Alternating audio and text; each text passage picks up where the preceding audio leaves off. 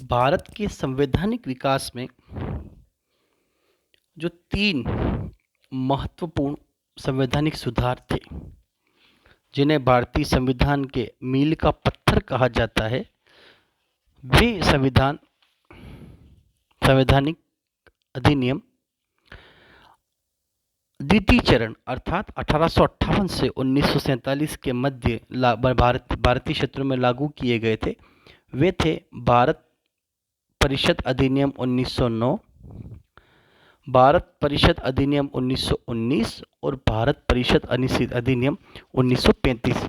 इन्हें भारतीय संविधान के मील के पत्थर कहा जाता है, जो द्वितीय चरण में भारत में ईस्ट इंडिया कंपनी के बाद ब्रिटिश संसद के अधिनियम के अंतर्गत भारत में लागू किए गए।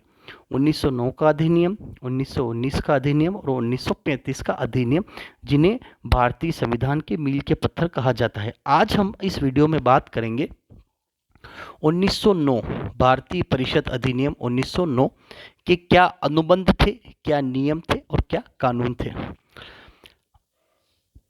भारत में 1909 का जो अधिनियम था, वायसराय द्वारा नाम निर्दिष्ट किए जाने के बाद जनता के हितों की रक्षा करने के मामले में ये अस्पष्ट थे।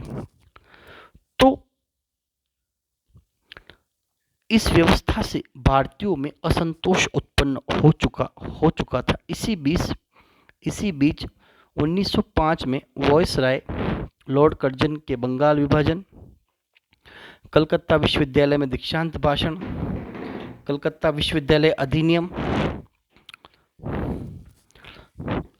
भारतीय विश्वविद्यालय अधिनियम आदि कार्यों से भारतीयों की भावनाओं को भारी कुठाराघात पहुंचा, जिसके परिणाम स्वरूप भारतीय जनता में एक सशक्त वैधानिक आंदोलन चलाना प्रारंभ किया, जिससे कि इंग्लैंड में राजनीतिक परिवर्तन होने से वहां पर लिबरल पार्टी अर्थात उदारवादी सरकार बन गई और भारतीयों के असंतोष को दृष्टिकोण में रखते हुए संवैधानिक सुधारों के लिए एक रॉयल कमीशन नियुक्त किया गया और इस कमीशन की सिफारिशों पर ब्रिटिश संसद ने 1909 के भारत शासन अधिनियम को पारित किया। उक्त अधिनियम में वायसराय मिंटो और भारत के राज्य मामलों के सचिव मॉर्ले द्वारा दिए गए सुझावों को पूरा महत्व दिया गया। इसीलिए भारतीय इतिहास में 1909 के अधिनियम को मार्ले मिंटो अधिनियम भी कहा जाता है, क्योंकि यह अधिनियम 1909 का अधिनियम 1909 में लागू होने के बाद उसे 1909 का अधिनियम कहा गया था, परंतु उससे पहले इसको जो सर्वाधिक प्रचारित किया गया था वो था मार्ले मिंटो सुधार के नाम से काफ़ी लोकप्रिय हुआ। और यह अधिनियम जो था ये भारतीयों के द्वारा एक संवैधानिक आंदोलन चलाए जाने के बाद नए जो सुधार भारतीय में लागू किए गए थे और उनकी सिफारिश जो की गई थी वो मार्ले मिंटो के द्वारा की गई, जिसके लिए इन्हें ऐतिहासिक दृष्टिकोण से मार्ले मिंटो अधिनियम 1909 के नाम से प्रचारित किया गया। अब इसकी जो मुख्य विशेषताएं थी वो मुख्य रूप से 6 थी। पहला तो ये कि केंद्रीय विधान परिषद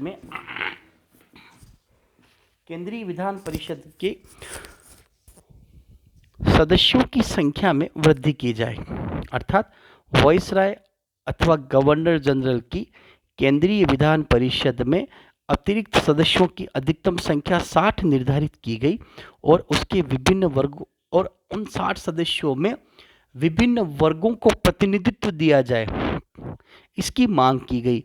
और इसमें मुख्य रूप से 4 प्रकार के सदस्य थे, जो मुख्य रूप से शासकीय अधिकारी, पदेन सदस्य, गवर्नर जनरल की कार्यपालिका परिषद के समस्त सदस्य, चुने गए अधिशासी अधिकारी थे और केंद्रीय विधान परिषद में शासकीय अधिकारों का बहुमत रखा गया ताकि विधि अर्थात कानून को पारित करने में कोई बाधा या कठिनाई न हो। केंद्रीय विधान परिषद में सदस्यों की जो संख्या में वृद्धि की गई उसमें हर वर्ग के व्यक्ति को प्रतिनिधित्व दिया गया। जैसा कि आज के समय में भी अगर हम बात करते हैं तो भारत में राज्यसभा के जो सदस्य हैं उसमें कुछ सदस्यों को अलग अलग क्षेत्रों से नामित किया जाता है राष्ट्रपति के द्वारा, वे इसी व्यवस्था के अंतर्गत आते थे। और शासकीय सदस्यों की संख्या में वृद्धि की जाए, पहली जो बात थी वो थी विधान परिषद के सदस्यों की संख्या में वृद्धि करना।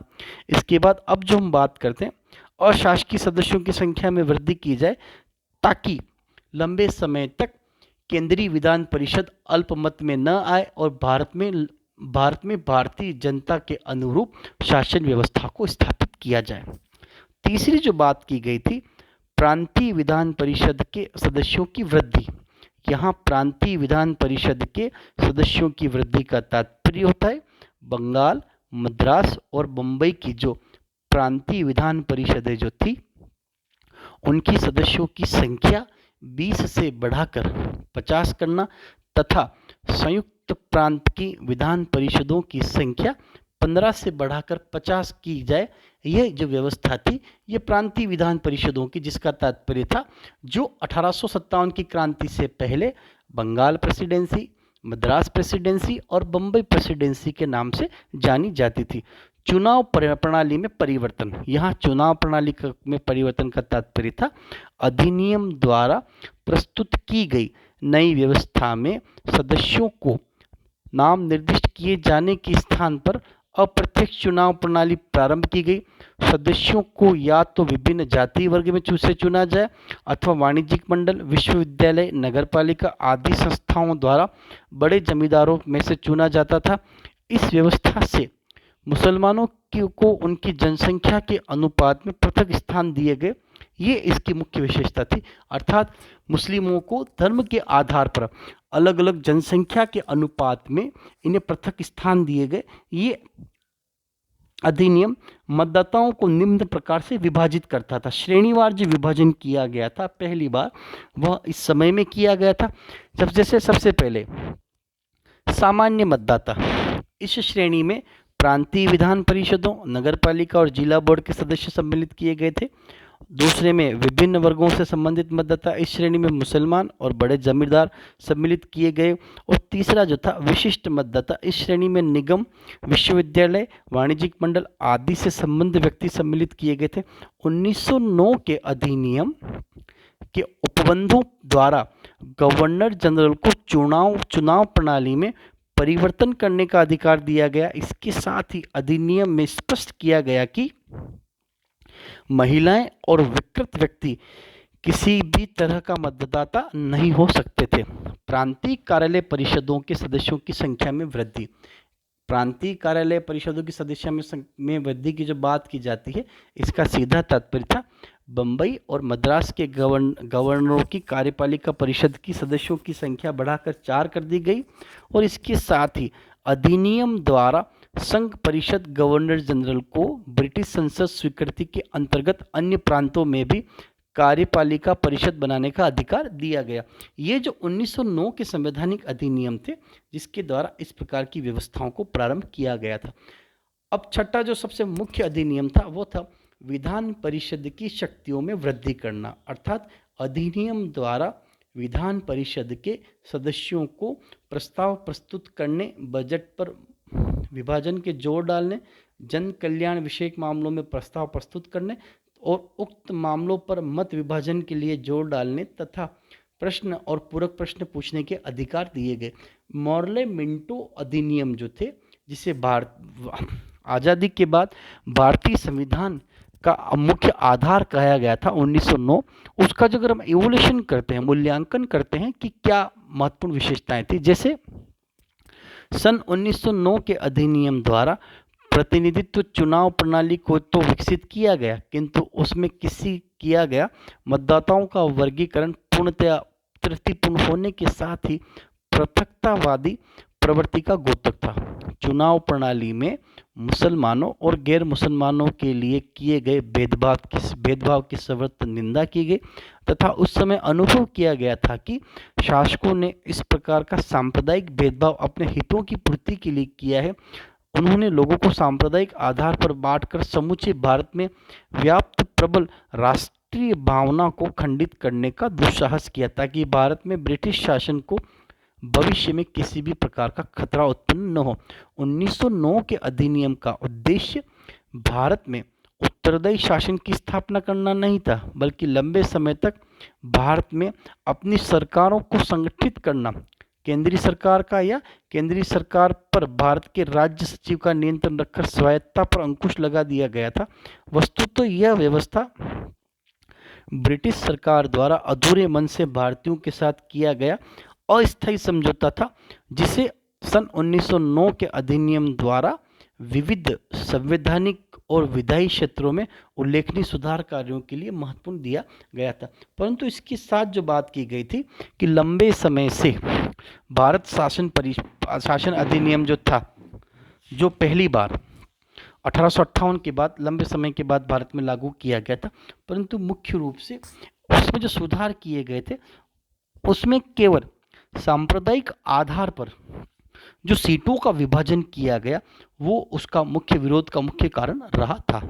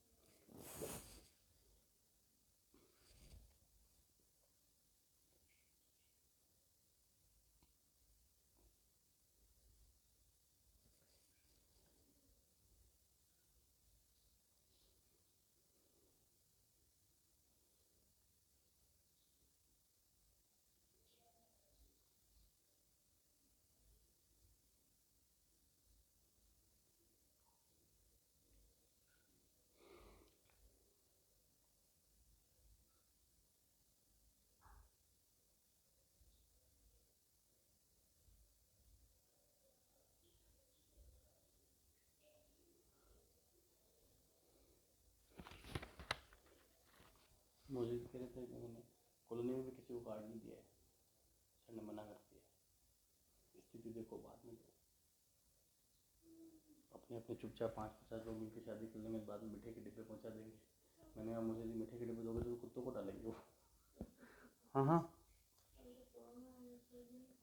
मछली तो विजयनगर जाके 300 टिफिन भी लिए, यूनिवर्सिटी के टिफिन भी लिए, सब लिए। एक क्यों लाया मछली यार, मतलब है कि वो तो सुरेश बुक कर दिए, लाना तो पड़ता। क्या मतलब था लाने? मैंने कहा मुझे इतने बांटोगे किसको, कोई कोई नहीं बांटो तुम सब।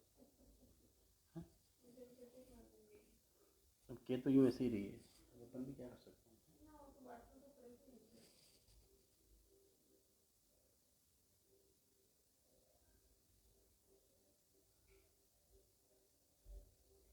नीलेश हमसे कह रहे थे, एक नीलेश निखिल अशोक ने तो आएंगे शादी में, मेरा आने का फिक्स नहीं है।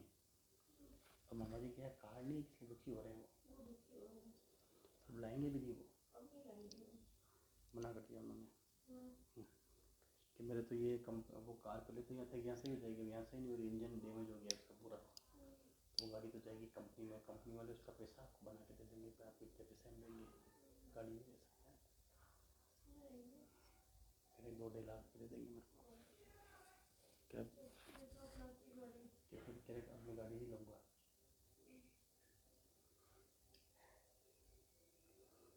सब कह रहे किसको, ये अगर अपने अपने को नुकसान कर लिया होता 50 लोगों को कहते थे।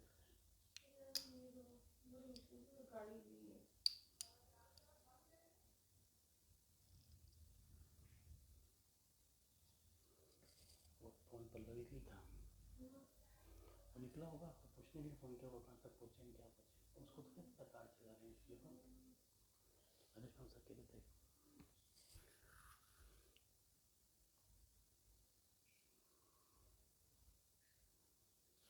आपने बताया कि सूरज पूजन है, हम जा रहे हैं, नरेश जी को नहीं देते, मम्मी को नहीं देते, मैंने कहा वही काम था। हमेशा ना चाहिए थे कि भाई आप लोग को जिसे ले जाए मैं खाऊंगी ना। सही है, क्या मानते हो सेठ?